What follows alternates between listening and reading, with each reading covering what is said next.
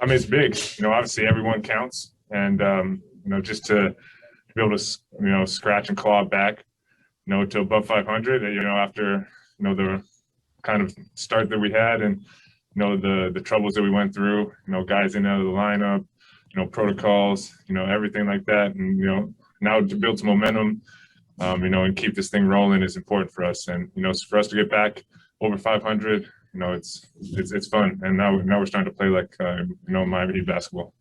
Like Coach said, even with Vucevic's big start, the way you guys came together defensively against him, how it was a real team concept and team approach.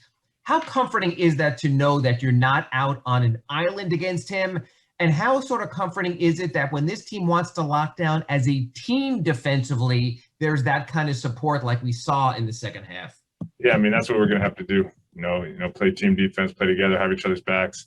Obviously he's a really, really good player, an all-star for a reason. And, with the way their team, they've got a bunch of guys out, and, they're kind of running everything through him. So, it's tough. But, you got to try to contain them and do what you can. And, like you said, it needs to be a group effort. You can't guard, somebody like that with one person.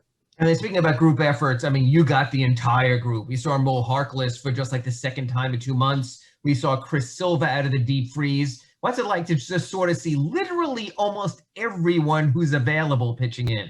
It's good. It's good.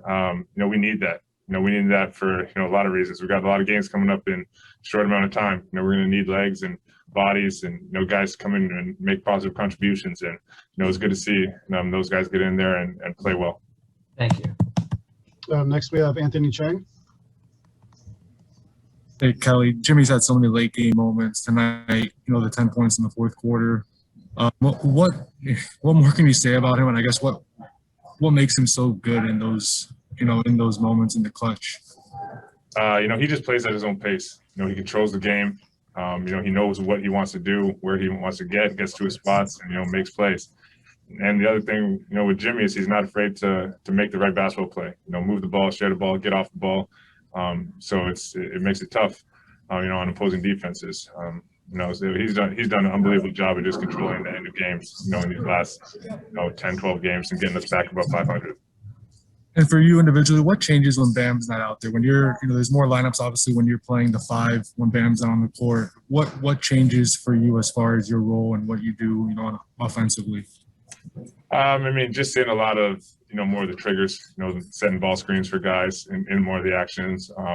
When Bam's in there, obviously, I'm kind of there to create space for those guys. And, when he's not there, we need somebody to make sure that we're getting guys open and, in pick and rolls. And, for me, it's, obviously our team dynamic changes a little bit when Bam's not in.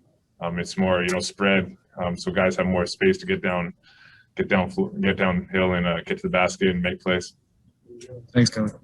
All right, Kelly, that's it. Thank you. Appreciate you.